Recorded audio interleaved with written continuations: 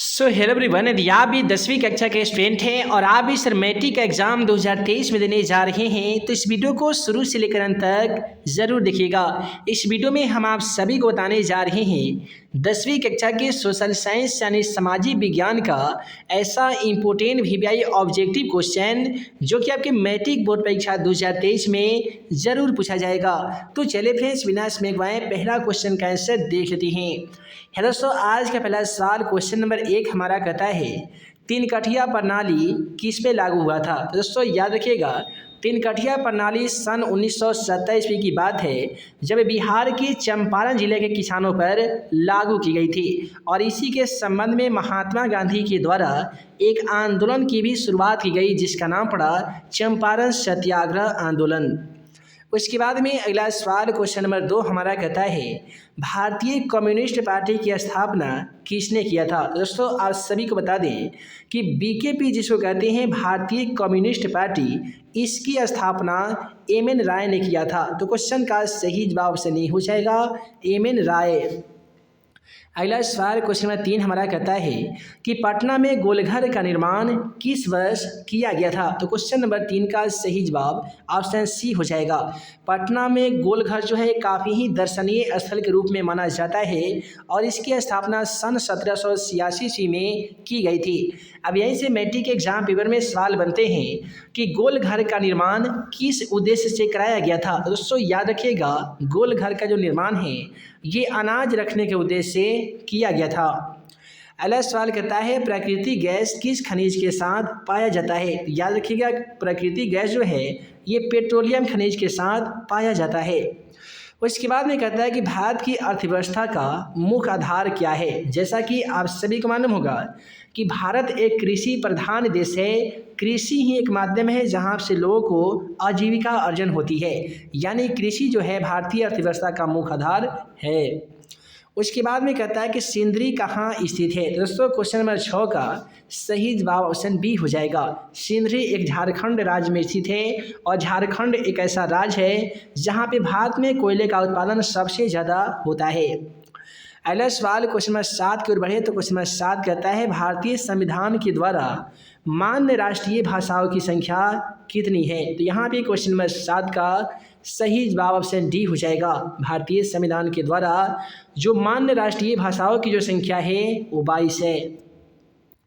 उसके बाद में आइए अगला सवाल क्वेश्चन नंबर 8 को देख लेते हैं। दोस्तों क्वेश्चन नंबर 8 कहता है संपूर्ण देश में चुनाव कार्य संपन्न कराने वाली संस्था कौन सी है। तो आप सभी को बता दें कि पूरे भारतवर्ष में जो चुनाव करवाती है वो लोकसभा का चुनाव हो, राज्यसभा का चुनाव हो या किसी भी प्रकार का चुनाव हो, उसे चुनाव कराने वाली संस्था का जो नाम है वो है भारतीय निर्वाचन आयोग। तो क्वेश्चन का सही जवाब ऑप्शन सी हो जाएगा, भारतीय निर्वाचन आयोग। उसके बाद में क्वेश्चन नंबर 9 कहता है मानवीय पूंजी निर्माण के मुख्य घटक कौन से हैं। देखिए, मनुष्य की पूंजी का निर्माण होने में स्वास्थ्य सेवाओं का भी योगदान रहता है, शिक्षा एवं प्रशिक्षण और आवास का भी योगदान रहता है। इसलिए क्वेश्चन नंबर 9 का सही जवाब ऑप्शन डी हो जाएगा, इनमें से सभी।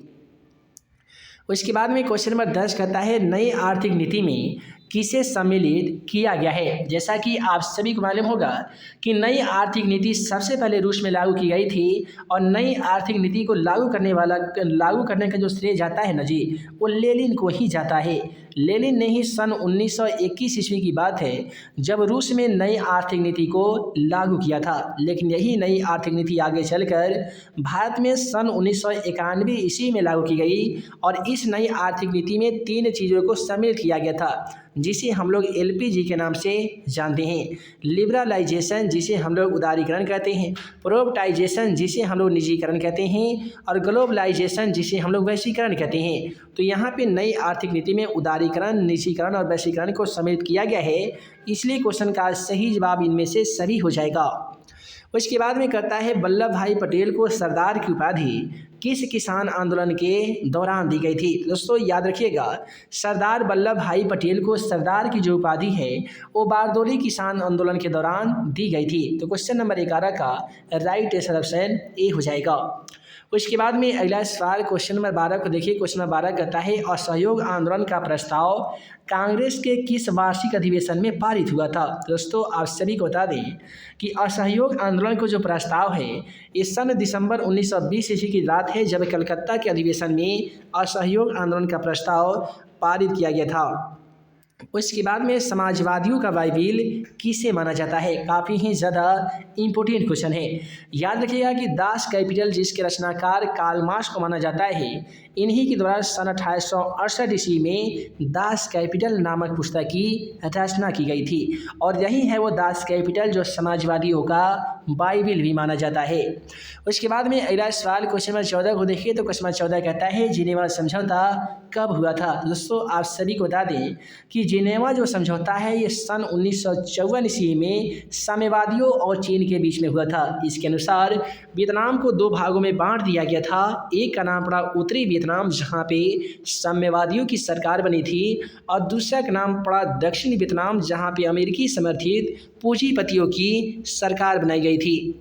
अब चलिए अगला सवाल क्वेश्चन नंबर 15 की ओर बढ़े। तो क्वेश्चन नंबर 15 क्या कहता है जर्मन राइन राज का निर्माण किसने किया था। दोस्तों याद रखिएगा जर्मन राइन राज का निर्माण नेपोलियन बोनापार्ट के द्वारा ही किया गया था और यहाँ पे हिंद चीन में आंदोलन के समय जो रूस का सम्राट था वो क्या था, नेपोलियन बोनापार्ट ही था। अब अगला सवाल क्वेश्चन नंबर 16 को देखेंगे। तो क्वेश्चन नंबर 16 कहता है साम्यवादी शासन का पहला प्रयोग कहाँ पे हुआ था। दोस्तों यहाँ पे क्वेश्चन नंबर 16 का सही जवाब ऑप्शन ए हो जाएगा। साम्यवादी शासन का पहला प्रयोग रूस में हुआ था, इसलिए क्वेश्चन का राइट आंसर ऑप्शन ए हो जाएगा रूस। उसके बाद में कहता है कि भारतीय राष्ट्रीय कांग्रेस की स्थापना कब हुई थी। दोस्तों आप सभी को बता दें कि भारतीय राष्ट्रीय कांग्रेस की जो स्थापना है ये कहाँ पे की गई थी, तो मुंबई में की गई थी और ये कब की गई थी, तो सन 1885 से की गई थी। और इसके अध्यक्ष सबसे पहले कौन बनाए गए थे, तो वो बनाए गए थे WC बनर्जी। इनका पूरा नाम उमेश चंद्र बनर्जी है। उसके बाद में सवाल पूछे जाते हैं भारतीय राष्ट्रीय कांग्रेस के प्रथम महिला अध्यक्ष कौन बनाई गई थी। तो याद रखिएगा भारतीय राष्ट्रीय कांग्रेस के प्रथम महिला अध्यक्ष कौन थे दोस्तों, तो ये एनी बेसेंट थी। और इसके संस्थापक कौन है, यानी भारतीय राष्ट्रीय कांग्रेस की स्थापना किसने किया था, तो A.O. ह्यूम ने सन 1885 ईस्वी में मुंबई में किया था। उसके बाद में कहता है कि B.S. नायपाल कौन थे। ये सवाल काफ़ी ही ज़्यादा इंपॉर्टेंट है, क्वेश्चन नंबर 18। और आप सभी को बता दें कि B.S. नायपाल जो है यह एक नोबेल पुरस्कार विजेता का नाम है। तो क्वेश्चन नंबर 18 का सही जवाब ऑप्शन ए हो जाएगा, नोबेल पुरस्कार विजेता। उसके बाद में क्वेश्चन नंबर 19 कहता है कि किसने कहा था मुद्रण ईश्वर की दी हुई महानतम देन है, ये उनका सबसे बड़ा तोहफा है। तो आप सभी को बता दें मार्टिन लूथर किंग जूनियर जो अफ्रीका कम्युनिटी के नेग्रो कम्युनिटी के संस्थापक थे और यही ही का कहना था कि मुद्रण यानी ईश्वर की दी हुई पैसा जो है एक महानतम देन होता है, ये सबसे बड़ा उनका दिया हुआ तोहफा होता है। अब अगला सवाल कहता है फॉरवर्ड ब्लॉक की स्थापना किसने किया था। आप सभी को बता दें फॉरवर्ड ब्लॉक की स्थापना सुभाष चंद्र बोस ने ही किया था और कब किया था, कमेंट सेक्शन में आप सभी जरूर बताइएगा। देखिए क्वेश्चन नंबर 21 की ओर बढ़े। तो क्वेश्चन नंबर 21 कहता है बृहद जल में जल की उपस्थिति के कारण जल पृथ्वी को क्या कहती है। देखिए बृहद क्षेत्र में जल की उपस्थितियों के कारण पृथ्वी को नीला ग्रह कहा जाता है। क्या कहते हैं जी, नीला ग्रह कहते हैं। तो क्वेश्चन नंबर 21 का राइट ऑप्शन बी होगा, नीला ग्रह। उसके बाद में कहता है भाखड़ा नांगल नदी घाटी परियोजना किस नदी पे स्थित है। तो आप सभी को तो मालूम ही होगा कि भाखड़ा नांगल नदी घाटी परियोजना जो है ये सतलज नदी पे है और यही है भाखड़ा नदी घाटी परियोजना जो हीराकुंड बांध हालांकि भारत में सबसे बड़ा बांध माना जाता है। अगला सवाल करता है कि पूर्व मध्य रेलवे का मुख्यालय कहाँ पे है। ये सवाल मोस्ट इम्पोर्टेंट है और याद रखिएगा पूर्व मध्य रेलवे का जो मुख्यालय है ना जी, ये हाजीपुर में है। कहाँ पे है, हाजीपुर में है। कई बार मैट्रिक एग्जाम पेपर में पूर्व मध्य रेलवे ना देकर पश्चिम मध्य रेलवे दे दिया जाता है, तो याद रखिएगा पश्चिम मध्य रेलवे का मुख्यालय जबलपुर में है यानी मध्य प्रदेश में है। उत्तर मध्य रेलवे का जो मुख्यालय है वो नई दिल्ली में है और दक्षिण मध्य रेलवे का मुख्यालय यदि आप सभी से पूछ लिया जाए तो वैसी स्थिति में सोनपुर हो जाएगा। उसके बाद में कहता है कहलगांव तापीय विद्युत परियोजना किस जिला में स्थित है। यहाँ पे क्वेश्चन नंबर 24 का राइट आंसर ऑप्शन ए हो जाएगा। कहलगांव तापीय विद्युत परियोजना जो है यह भागलपुर जिला में स्थित है। उसके बाद में क्वेश्चन नंबर 25 कहता है भारत में सबसे पहले रेलगाड़ी किन स्टेशनों के बीच चलाई गई थी। तो आप सभी को मालूम होगा कि रेलगाड़ी का जो आविष्कार हुआ था ना जी, ये कहाँ पे हुआ था, तो इंग्लैंड में हुआ था। हालांकि जो भारत में रेलवे की जो शुरुआत हुई थी ये सन 1853 ईस्वी में हुई थी। और पूरे विश्व में सबसे पहले रेल की शुरुआत कब हुई थी? तो ये हुआ था 1725 ईस्वी में इंग्लैंड में। भारत में रेलवे की शुरुआत कब हुई थी? तो याद रखिएगा 1853 ईस्वी में। और कहाँ से कहाँ तक चली थी? तो मुंबई से थाने तक चली थी। तो मुंबई से थाने हो जाएगा। और उस समय में रेलगाड़ी कितने किलोमीटर तक चली थी? तो ये भी जान लीजिए, 34 किलोमीटर तक चली थी। और भारत के प्रथम रेल मंत्री का क्या नाम है? तो ये भी जान लीजिए, जॉन मथाई हैं। भारत में सबसे पहले कोयला पर चलने वाली प्रथम ट्रेन का क्या नाम है? तो उसका नाम था ब्लैक ब्यूटी। और भारत में बिजली पर चलने वाली या डीजल पेट्रोल पर चलने वाली प्रथम भारतीय रेल का क्या नाम था? तो उसका नाम था ब्लैक ब्यूटी। और एक का नाम था ऐसे क्वीन करके था। ठीक है जी, चलिए। उसके बाद में अगला सवाल क्वेश्चन नंबर 26 करता है, भारत में कौन सा राज्य सबसे अधिक गेहूं का उत्पादन करता है? यानी भारत का वह कौन ऐसा राज्य है जहां पे गेहूं का उत्पादन सबसे ज़्यादा होता है? तो धान और गेहूं दोनों का उत्पादन उत्तर प्रदेश में काफ़ी ही ज़्यादा मात्रा में होता है। तो क्वेश्चन का सही जवाब ऑप्शन सी हो जाएगा।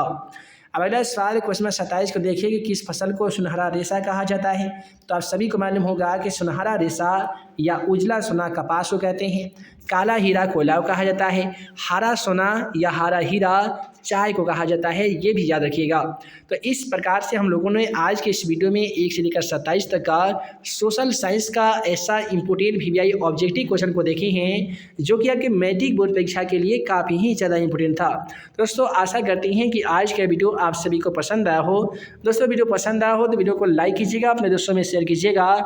नए होंगे चैनल पे तो हमारे इस YouTube channel question for exam को जरूर सब्सक्राइब कीजिएगा, ताकि ऐसे ही आने वाली हर 10वीं कक्षा का वीडियो आप सभी को मिल सके और आप हमारे द्वारा बनाए गए तमाम वीवीआई क्वेश्चन का वीडियो सबसे पहले देख सकें। तो हम जल्द मिलेंगे अगले वीडियो में नए वीवीआई क्वेश्चन के साथ। तब तक के लिए आप सभी को वीडियो देखने के लिए बहुत बहुत धन्यवाद।